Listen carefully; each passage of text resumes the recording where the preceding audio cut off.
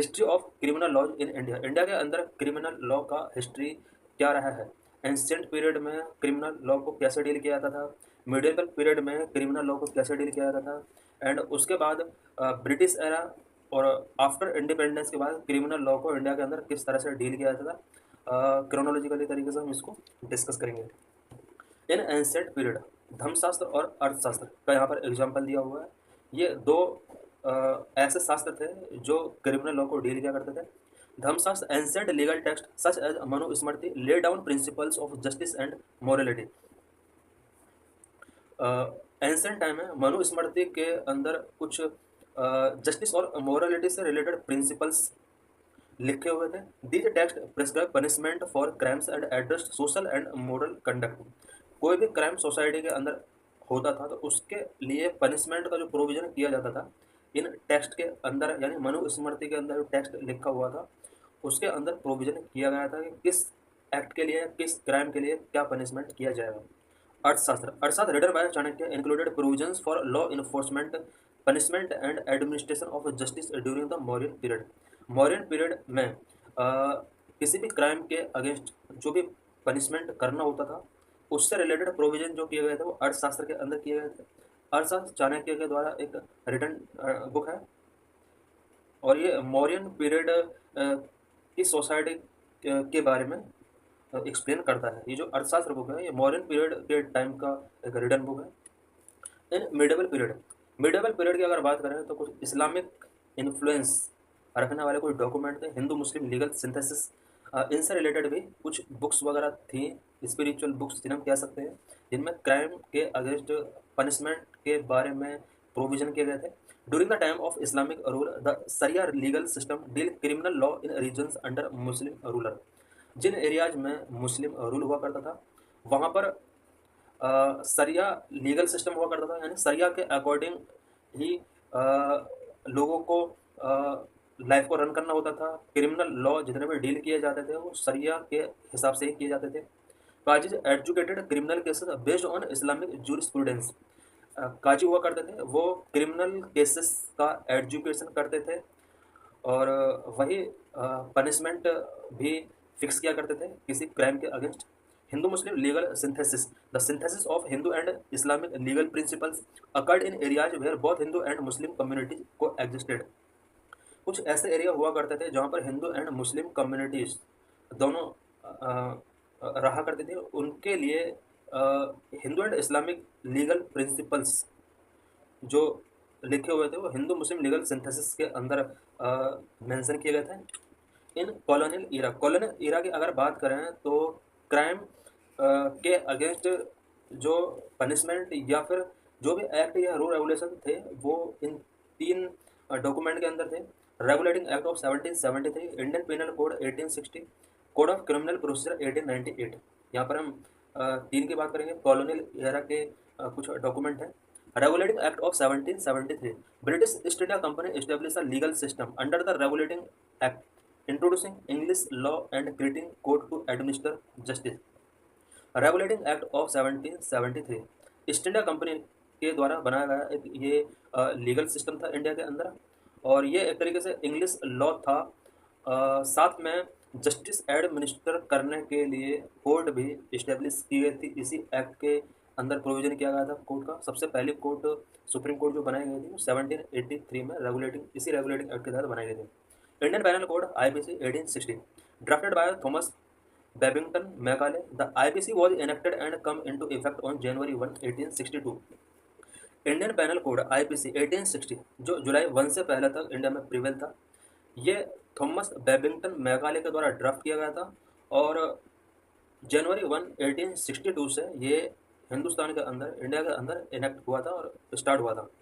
Code of criminal procedure 1898 the CRPC establish procedures for the administration of criminal justice. Criminal justice का administration का process क्या होगा, इससे related provision CRPC के अंदर मेंशन किए गए थे। It lay down the powers of police, the conduct of trials and the role of the judiciary. CRPC के अंदर पुलिस की पावर और ट्रायल का क्या कंडक्ट होगा और जुडिशियरी का क्या रोल होगा, इससे रिलेटेड सारे प्रोविजंस CRPC के अंदर मेंशन किए गए थे। भारतीय न्याय संहिता 2023। अब यहाँ पर हम इस पहले एक्ट के बारे में पढ़ेंगे। भारतीय न्याय संहिता 2023। The BNS have replace the colonial era IPC। Colonial era का IPC जो था उसकी जगह पर भारतीय न्याय संहिता 2023 आया है। की चेंजेज इन BNS इंक्लूड, इसके अंदर क्या क्या की चेंजेज हुए हैं, IPC के अंदर क्या प्रोविजन थे और भारतीय न्याय संहिता के अंदर उन प्रोविजन को कितना चेंज किया है या किस किस को एलिमिनेट किया है, उससे रिलेटेड पॉइंट्स हम यहाँ पर डिस्कस करेंगे। Number 1, offences against the body. Body के अगेंस्ट अगर कोई ऑफेंस होता है उससे रिलेटेड क्या प्रोविजन किए गए हैं। The IPC criminalize act such as murder, abatement of suicide, assault, and causing grievous hurt. BNS retain these provisions. It adds new offenses such as organized crime, terrorism, and murder or grievous hurt by a group on certain grounds. IPC के अंदर कुछ provisions थे जैसे कि murder, abetment of suicide, assault and causing grievous hurt. ये provision अभी भी BNS के अंदर है, बट इसके अंदर एक न्यू ऑफेंस ऐड कर दिया गया है जिसको हम ऑर्गेनाइज्ड क्राइम बोलते हैं। टेररिज्म से related and murder and grievous hurt by group on certain ground. Certain ground के बेस पर कुछ पर्सनस के ग्रुप के द्वारा अगर कोई भी ऑर्गेनाइज्ड क्राइम किया जाता है या टेररिज्म एक्टिविटी की जाती है या मर्डर किया जाता है तो इसको ऑर्गेनाइज्ड क्राइम की कैटेगरी में डाला जाएगा। इसके अंदर अब ये चीज़ ऐड कर दी गई है। Next, sexual offences against women. Women के अगेंस्ट अगर कोई सेक्सुअल ऑफेंस होता है तो इससे रिलेटेड भी कुछ प्रोविजंस BNS के अंदर ऐड किए गए हैं। IPC criminalizes acts such as rape, stalking, voyeurism, and insulting the modesty of women. The BNS retain these provisions. It increases the threshold for the victim to be classified as a major. In the case of gang rape from 16 to 18 years of age, BNS criminalizes sexual intercourse with a woman by deceitful means or making false promise. Sexual offence against women, IPC के अंदर इससे related कुछ crime थे जैसे कि rape, stalking, voyeurism and insulting the modesty of women. ये सारे provision अभी भी BNS के अंदर हैं, बट BNS के अंदर एक चीज़ जो ऐड की गई है वो ये है कि अगर हम फॉल्स प्रोमिस करके किसी वुमेन के साथ सेक्सुअल इंटरकोर्स करते हैं तो यहाँ पर उसके अगेंस्ट एक्शन लिया जाएगा, लीगल एक्शन लिया जाएगा। Next, sedition. The BNS remove the offence of sedition. It instead penalise the following: endangering the sovereignty or unity and integrity of India, encouraging feelings of separatist activities. These offences may involve the exchange of words or sign, electronic communication, or the use of financial means. BNS के अंदर sedition का जो offence था उसको remove कर दिया गया है। इसकी जगह कुछ अदर प्रोविजंस को पेनलाइज किया गया है। अगर कोई भी एक्ट इंडिया के अंदर ऐसा होता है जो कि इंडिया की इंटीग्रिटी को एंडेंजर करता है या सॉवरेनिटी और यूनिटी को एंडेंजर करता है तो उसके अगेंस्ट लीगल एक्शन लिया जाएगा। ये BNS के अंदर प्रोविजन है। सेपरेटिस्ट एक्टिविटीज़ की फीलिंग को एनकरेज अगर किया जाता है, इस तरह की एक्टिविटी वर्ड्स के फॉर्म में, साइन के फॉर्म में या इलेक्ट्रॉनिक कम्युनिकेशन के फॉर्म में, फाइनेंशियल मीन्स यूज करके अगर इस तरह की कोई भी एक्टिविटी की जाती है तो BNS के अकॉर्डिंग उसके अगेंस्ट लीगल एक्शन लिया जाएगा। Terrorism include an act that intend to threaten the unity, integrity, security or economic security of the country or strike terror in the people or any section of people in India. Punishment for attempting or committing terrorism include death or life imprisonment and a fine. Terrorism activities जैसे कि इसके अंदर बहुत सारे acts हो सकते हैं जिन्हें टेररिज्म एक्टिविटी डिक्लेयर किया जाएगा। Threaten to unity, integrity, security और economic security of the country. Country की unity, integrity, security and economic security के ऊपर अगर कोई थ्रेट आता है तो उसको टेररिज्म एक्टिविटी डिक्लेयर किया जाएगा और इसके लिए जो पनिशमेंट है वो डेथ पनिशमेंट से लेकर लाइफ इम्प्रिजनमेंट या फिर फाइन भी हो सकता है। Next, organise crime. Organise crime include offences such as kidnapping, extortion, contact killing, land grabbing, financial scam and cyber crime. ये ऑर्गेनाइज क्राइम के अंदर आएगा। अटेम्प्टिंग और committing organise crime will be punishable with death और life imprisonment and a fine of 10 lakh. अगर कोई भी person organise crime करता है तो उसके अगेंस्ट डेथ पेनल्टी या लाइफ इम्प्रिजनमेंट या फाइन हो सकता है। अब ऑर्गेनाइज क्राइम के अंदर कुछ ऑफेंसेस जैसे kidnapping, extortion, contract killing, land grabbing, financial crimes and cyber crime, ये सब ऑर्गेनाइज क्राइम का पार्ट माने जाएंगे। और 10 लाख से लेकर के लाइफ इम्प्रिजनमेंट और डेथ पेनल्टी तक यहाँ पर प्रोविजन है। Mob lynching: the BNS adds a murder or grievous hurt by 5 or more people on specified grounds as an offense. These grounds include race, caste, sex, language, or personal belief. The punishment for such murder is life imprisonment or death.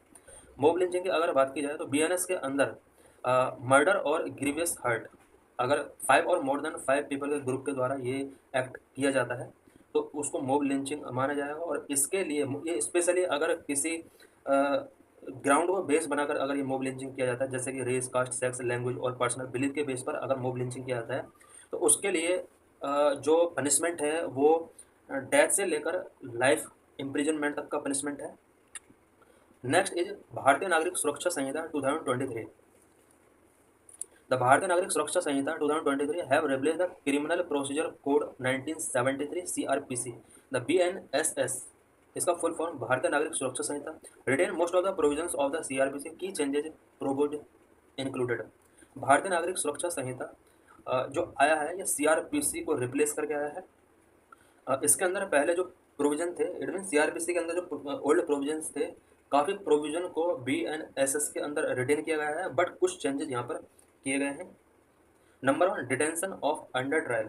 यहाँ पर under trial के time detention से related कुछ changes हैं। As per the CRPC, if an accused have spent half of the maximum period of imprisonment in detention, he must be release on personal bond. CRPC के अंदर पहले ये provision था कि अगर डिटेंशन के टाइम पर इम्प्रिजनमेंट का हाफ से ज़्यादा टाइम पीरियड अगर वो डिटेंशन में बिता चुका है, स्पेंड कर चुका है, तो उसको पर्सनल बॉन्ड के बेस पर रिलीज कर दिया जाएगा। This does not apply to offences punishable by death and life imprisonment and persons against whom proceedings pending in more than one offence.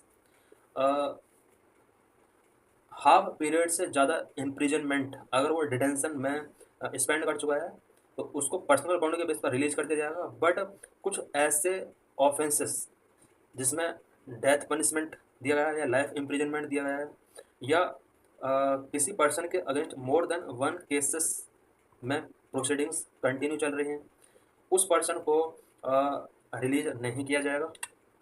Next, medical examination. The CRPC allowed medical examination of the accused in certain cases, including rape cases. Such examination is done by a registered medical practitioner at the request of at least a sub-inspector level police officer. The BNS provides that any police officer can request such an examination.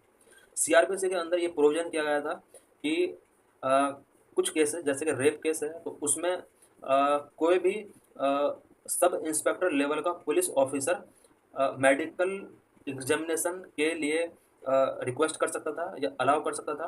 But BNS के अंदर ये provision किया गया है कि कोई भी police officer medical examination के लिए रिक्वेस्ट कर सकता है। Next, forensic investigation. The BNSS mandates forensic investigation for offences punishable with at least 7 years of imprisonment. In such cases, forensic expert will visit crime scenes to collect forensic evidence and record the process on a mobile phone or any other electronic device. BNSS के अंदर ये provision किया गया है कि कोई भी offence जिसमें कम से कम 7 ईयर्स का इम्प्रिजनमेंट किया गया है, उस केस का फॉरेंसिक इन्वेस्टिगेशन बहुत इम्पोर्टेंट है। और इस केस के इन्वेस्टिगेशन के लिए फॉरेंसिक एक्सपर्ट जो होंगे वो क्राइम सीन पर विजिट करेंगे एंड मोबाइल फ़ोन या अदर इलेक्ट्रॉनिक डिवाइस के अंदर वो फॉरेंसिक एविडेंस और अदर रिकॉर्ड को कलेक्ट करेंगे। Next, timeline for procedure. The BNSS prescribe timelines for various procedures. Execution या केस से रिलेटेड जो भी प्रोसीजर्स हैं उसके लिए कुछ टाइमलाइन यहाँ पर प्रेस्क्राइब की गई है BNSS के अंदर। It require medical practitioners who examine rape victims to submit their report to the investigating officer within 7 days। Rape case के केस में अगर कोई मेडिकल एग्जामिनर एग्जाम करता है विक्टिम का तो उसको 7 days के अंदर रिपोर्ट इन्वेस्टिगेटिंग ऑफिसर को सबमिट करनी होगी। Other specified timelines include: number 1, giving judgment within 30 days of completion of argument के बाद 30 days के अंदर जजमेंट देना होगा। Informing the victim of the progress of the investigation within 90 days। 90 days के अंदर इन्वेस्टिगेशन का क्या प्रोग्रेस रहा है ये विक्टिम को इन्फॉर्म करना होगा। Framing of charge by a session court with in 16 days from the first hearing on such charges. Charges का जब फर्स्ट हियरिंग होता है उसके 60 डेज के बाद तक सेशन कोर्ट के द्वारा चार्जेस फ्रेम हो जाने चाहिए। इट मीन्स फर्स्ट हियरिंग के 2 महीने के अंदर चार्जेस फ्रेम हो जाना चाहिए। Hierarchy of courts. The CrPC establish a hierarchy of courts for the adjudication of criminal matters in India. India के अंदर क्रिमिनल मैटर्स का एडजुडिकेशन करने के लिए कोर्ट्स का हायरार्की प्रोविजन एस्टेब्लिश किया गया है। यहाँ पर ये हायरार्की प्रोसीजर क्या है? Number 1, magistrates court subordinate courts responsible for the trial of most criminal cases. ज़्यादातर क्रिमिनल केसेस का जो ट्रायल होगा वो सबॉर्डिनेट कोर्ट के अंदर स्टार्ट किया जाएगा। इसको नेक्स्ट इसका जो पॉइंट है, session court preside over by the session जज and hear appeals from magistrate court. देखिए हमने जो सबॉर्डिनेट कोर्ट पढ़ा है इसको मजिस्ट्रेट कोर्ट भी बोलते हैं। उसके बाद ये मैटर जो जाएगा वो सेशन कोर्ट के अंदर जाएगा। सेशन कोर्ट सेशन जज के द्वारा प्रिसाइड ओवर किया जाता है। मजिस्ट्रेट कोर्ट की अपील को जो हियर करेगा वो सेशन कोर्ट हियर करेगा। Number 3, high court have inherent jurisdiction to hear and decide criminal cases and appeals. Third level का जो होगा वो हाई कोर्ट होगा। Number 4, supreme court hear appeals from high court and also exercise its original jurisdiction in certain matters. Certain matters में original jurisdiction के exercise के लिए high court से जो नेक्स्ट लेवल की अपील की जाती है वो सुप्रीम कोर्ट में की जाती है और सुप्रीम कोर्ट इस तरह के केसेस को डील करेगा। इट मीन्स यहाँ पर जो सबसे लोवेस्ट कोर्ट होगी वो मजिस्ट्रेट कोर्ट या फिर सबॉर्डिनेट कोर्ट होगी। उसके ऊपर जो होगा वो सेशन कोर्ट होगी, उसके ऊपर हाई कोर्ट होगा और उसके ऊपर सुप्रीम कोर्ट होगा। नेक्स्ट, भारतीय साक्ष्य बिल 2023। द भारतीय Sakshya bill 2023 have replace the Indian evidence act 1872। भारतीय साक्ष्य बिल 2023 बिल नहीं है, एक्ट है, गलती से यहाँ पर टाइपिंग हो गया। भारतीय साक्ष्य अधिनियम 2023 ने इंडियन एविडेंस एक्ट को रिप्लेस किया है। की चेंजेज ऑफ द BSBR। भारतीय साक्ष्य बिल के कुछ की चेंजेस यहाँ पर हैं। Documentary evidence. Under the Indian evidence act a document includes writing, maps and caricatures. The BSB Bharatiya Sakshya bill adds that electronic records will also be considered as document. Indian evidence act 1872 के अंदर document के अंदर सिर्फ writings, maps और कैरिकेटर्स को include किया गया था, बट भारतीय साक्ष्य अधिनियम के अंदर इलेक्ट्रॉनिक रिकॉर्ड को भी डॉक्यूमेंट माना जाएगा। Oral evidence. Under the IEA means Indian evidence act, oral evidence includes statement made before court by witness about a fact under inquiry. The BSB allowed oral evidence to be given electronic. Oral evidence की अगर बात की जाए तो Indian evidence act के अंदर ये provision किया गया था कि कोर्ट के सामने आकर ही ओरल एविडेंस दिया जा सकता है, बट BSB यानी भारतीय साक्ष्य अधिनियम BSA होना चाहिए। भारतीय साक्ष्य अधिनियम के अंदर ये प्रोविजन किया गया था इलेक्ट्रॉनिक फॉर्म में भी ओरल एविडेंस दिए जा सकते हैं। Conclusion. India criminal law have evolved over the centuries influenced by indigenous legal traditions, foreign invasions and colonial legacy. India के अंदर criminal law over the centuries evolve हुए हैं और ये जो क्रिमिनल लॉ हैं वो indigenous legal tradition, foreign invasions and colonial legacy के द्वारा कहीं कहीं इन्फ्लुएंस हुए हैं। The legal system continue to undergo reforms to address contemporary challenges and uphold principles of justice, equity and human rights. Legal system के अंदर India का जो लीगल सिस्टम है उस लीगल सिस्टम के अंदर कंटिन्यू अभी भी रिफॉर्म्स चल रहे हैं और ये जो रिफॉर्म्स हैं जस्टिस के बेस पर, इक्विटी के बेस पर और ह्यूमन राइट के प्रिंसिपल के बेस पर कंटिन्यू रिफॉर्म्स किए जा रहे हैं।